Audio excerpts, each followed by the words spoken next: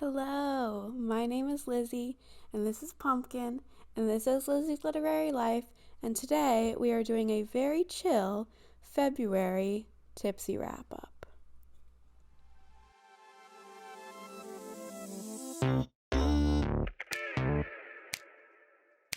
I could not be bothered to even sit up today, but you're getting this video from the couch, from right here, lounged, with Pumpkin. I don't know how long he's going to stay, but he's here for now. And we're going to talk through all the books that I read in February. We're taking it chill today. I don't care if this video is long. Normally I'm like, we got to rush through it, but I don't care. I don't care if this video is long. Because we're taking it chill today. Chill. Okay. We got to talk stats first.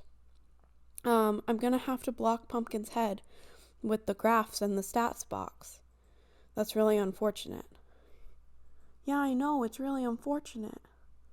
Yeah. He's looking at me because she sneezed. I read 13 books in the month of February, which was a total of 5,331 pages. Which is good. I feel like that's a really solid reading month for me. It was an average of 410 pages per book, which again, like, those are long books. I was reading long books and I read kind of a lot of them, so good for me. Average audiobook hours was 16.9. My average rating was a 3.65, which I feel like is kind of average for me right now. Like, I mean, obviously I would like it to be higher, but it's not that low. Like, that's fine. I'm satisfied with that. It took me an average of 7.38 days to finish each book. Sorry, Pumpkin. Excuse me. I've been drinking these. I didn't tell you what I'm drinking. I'm drinking this Simply Spiked strawberry lemonade. This is the best flavor in the Simply Lemonade original pack, but I do like them all. I think they're all pretty good flavors, so that's good. What was I saying? Average pages per day that I read per day was 171.9, which is good because I would like to keep that above at 150 this year. So if I can get it even higher, that sounds good. I spent a total of 66 hours reading this month, and the average time it took me per book was 5.1 hours. I read at a speed in pages per hour of 96.96, and my percent that were in series was 76.92, which is really high, partly because of Squash That Series at the beginning of the month, and then carrying on because I didn't finish all of my books during Squash That Series, and I was still reading series after that. And then you'll also see I read one entire series this month. And a reread percentage of 23.08. You'll see what those were in a minute. Our genre breakdown is as follows. A lot of sci-fi dystopian because that was the series I reread. A good amount of historical and fantasy. And then one each of mystery thriller, nonfiction, and romance.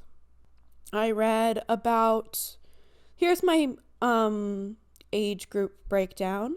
More young adult than I typically read, but again, that specific series. And then my format breakdown, no ebooks this month. A little more than half physical, the rest audio. I haven't been using my Kindle a lot lately, though I'm reading some books on my Kindle this month coming up in March, so you'll see that change in March. As to where I acquired these books, mostly library and, well, entirely library and Everand, with the majority from the library. That's Libby and my physical library. I didn't read any books. Actually, that's not true. I was going to say I didn't read any books that I owned this month, but I did read a book that I owned. I just didn't actually read that copy. I listened to it on Everand, so I counted it as Everand, even though I do actually own the book. So there's one book that I do own that I did read this month, but I didn't actually read that copy. And then ratings. This is a nice little rating graph. Lots of 3.5 stars. 2 5 stars, 3 4 stars, 5 3.5 stars, 2 3 stars, and 1 2 stars. So really not bad. Pretty solid on the rating front this month. And now we get into the books that I read. And just moving right along, I say very slowly. The first book that I finished in February was Catherine Howard, The Scandalous Queen by Alison Weir. This is the 5th book in the 6 Tudor Queens series, which I've been reading for a while, and I really, really enjoy this series. This one was kind of different from the others. It was more romancy than any of the others. This is a series that retells, it's fictionalized retellings of the biographies of the 6 wives of Henry VIII. And Catherine Howard is a really interesting one. And I appreciated Alison Weir's portrayal, but I also would be interested to read other authors' portrayals and other historians' portrayals of Catherine Howard, because I think she's very divisive. But the writing in this felt more romancy, like I said. Like, it was definitely spicier than any of the others. And we really felt like the love affair between Catherine Howard and Henry. So that was really interesting, because I feel like we don't get that. We kind of got that in Anne Boleyn, but not as much in any of the others. And we really felt, I mean, Catherine really is an interesting character. I mean, an interesting woman, but she was an interesting character in this book. So I liked this one. I gave it 4 stars. It wasn't my favorite in the series, but I did enjoy it. And then I read Looking for Jane by Heather Marshall. This was the Shelf This Book Club pick for January, but I read it in February, and we did the live show in February. This I only gave it 3.5 stars. I think of it very fondly, but it's true that, like, there was a twist that just did not feel right to me. There was a really good live show discussion of this for Shelf This that I'll link down below, because I think that we had a really good discussion about this. Let me tell you what it was about in just a minute. This book is about motherhood and the fight for reproductive rights and what it means to be a mother and what it means to be pregnant. And it was really powerful. It's historical fiction, and it follows a couple different timelines, but they're all centered around motherhood and pregnancy. And there were definitely some timelines that really got me in the feels. I was saying it gave me baby fever, and Bailey was like, isn't this book like so traumatic about the traumas of pregnancy? And I was like, yeah, but I want it. So that was interesting. But like I said, there was a twist that I didn't appreciate, and I didn't really like the ending. But in retrospect, I like it more than I thought I did. So 3.5 stars, but it's a high 3.5 stars. Like, I don't know. I'm not going to change my rating, but I could definitely change my rating. And then I read Princess at Heart by Connie Glynn. This is the 4th book in the Rosewood Chronicles series, which is a middle grade fantasy-esque, like, there's not actually magic, but it's like a fantasy type world with princesses and fantastical countries and royalty and stuff. This I gave 4 stars. I love this series. I think it's so fun and so whimsical and so magical in like such a mundane way, if that makes sense.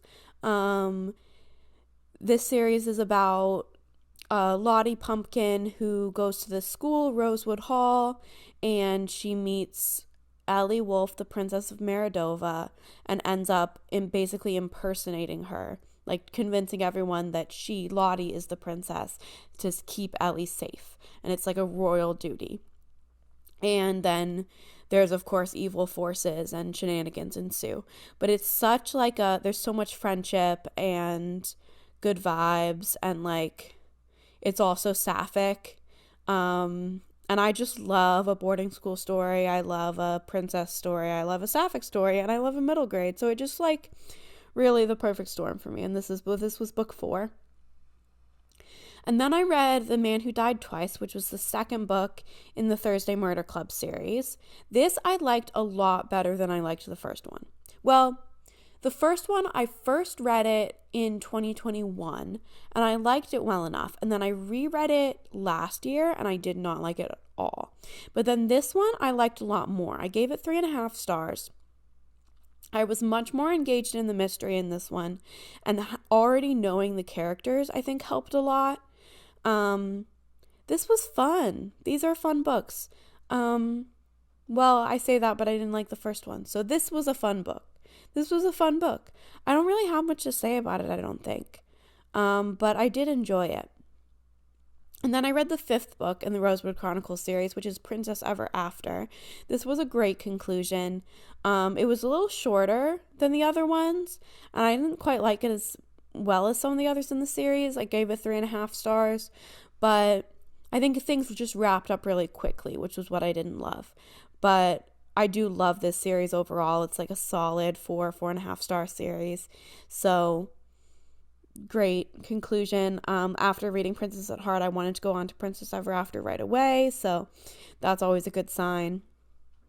And then here comes my series reread for the Throwback Book Club, starting with The Hunger Games by Suzanne Collins. So this, everyone knows what this is about, but I'm going to tell you, I'm going to give you a synopsis of The Hunger Games, like you need it. It's about Katniss Everdeen, who lives in a futuristic dystopian America where the Capitol sends 24 children from the districts, from the from the subordinates of the Capitol to fight to the death in the Hunger Games. And this was 5 stars. I loved it. I loved it when I was a kid, and I loved it on reread. I loved it even more on reread, honestly. The first book is just so fun, so engaging, and then it sets up the stage for something that's so much more powerful and thematically resonant in the later books that I think it just does an excellent job. And earlier today, Danielle, who co-hosts the Throwback Book Club with me, and I did our live show, and I'll link that down below as well, because that was a fantastic discussion. And if you want to hear all my thoughts in more depth about this whole series, definitely go there, because it was a really good discussion, and I loved rereading this series. So next up is Catching Fire, which I also gave 5 stars. This was actually my favorite in the series this time around. And I said so much more in the live show discussion, but I just loved how this book kind of bridged the gap between the first book, which is so like light. It's not lighthearted, but it almost is, and it's like fun. And then the third book, which is so much darker and has all of these deep themes, and Catching Fire kind of bridges the gap and is the nice middle ground that has kind of both elements, and I just really liked that about it. And then before I finished Mockingjay, I did finish The Last Tutor by Philippa Gregory. It's my first Philippa Gregory, which is like, I mean, Philippa Gregory is such an iconic historical fiction author that it's like kind of shocking I haven't read from her before, especially because I own 2 of her books. I own this one. This is a book that I owned but listened to on audio. And I liked it. What did I give it? 3 stars. So I liked it well enough. I liked it. This is about Lady Jane Grey, who was Queen of England for 9 days, and her 2 younger sisters, Catherine and Mary, who I didn't know anything about. So it was really interesting history to learn. And I also thought it was really engagingly written. I think as historical fiction goes, Philippa Gregory is a very prominent author. There were things I didn't love about the writing and the portrayal. What was really interesting to me, and I would love to hear or to read other perspectives on this story, was the portrayal of Queen Elizabeth I, because I've read Alison Weir's duology on Elizabeth I, and she was just portrayed completely differently in these. And like from the perspective of the Grey sisters, Elizabeth's not a good queen or a good person. And so it was really fascinating to read that perspective. So I would definitely, it's the history major in me that wants to know everyone, like different historians' perspectives on these stories. And I love reading fictionalized, like, historical stories, especially from this period. So it was delightful. 3 stars, but delightful. And then I did finish Mockingjay. And these last few I read during a 24 in 48 readathon that's included within my Hunger Games vlog. And Mockingjay, I gave 3.5 stars. Not because it's a bad book, but because my personal tastes and my enjoyment don't quite line up with the war plotting and action-y stuff that happens in this book. It just didn't capture my attention as much as the other 2 did. But I think as a series as a whole, it's really, really strong and really solid. And I said in the live show today that the other 2 books, while I liked them better, they would be nothing without this last book. This last book is so essential to filling out the themes and what the series has to say as a whole. If you want more thoughts on the Hunger Games series, but you don't want to watch an hour-long live show, I do have a Hunger Games vlog that I will link up here for you. So you can watch that. It's only 15 minutes long, so that's better than an hour-long live show, though the live show was really great. It was a good discussion. And then I read The Ballad of Songbirds and Snakes by Suzanne Collins, which I did not like. That was my 2-star for the month. I was going to say it was fine, but honestly it was worse than fine. I think it was unnecessary and poorly done. And I've talked about this why to death. So that's all I'm going to give you. You can go to the other places that I've already mentioned for more thoughts, the vlog and the live show. And that's that. We're actually getting through these pretty rapidly. And then I read Feel Good Productivity by Ali Abdaal. Ali Abdaal is a YouTuber who talks about productivity. He's like a study tuber, except he's more like sciencey, like the science of productivity, and he's not actually a student anymore. I thought this book was really good. I gave it 4 stars. It's a nonfiction, like kind of self-help book, but it's more of a psychology book about the science of productivity and how you can make being productive feel good, and how feeling good about what you're doing and making what you're doing be energizing increases your productivity.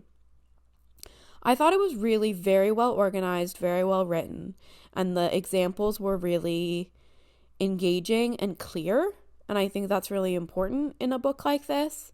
I thought it was really solid. I think if you're struggling with productivity, or if it's something that you're just like interested in, the science of that, I definitely recommend it.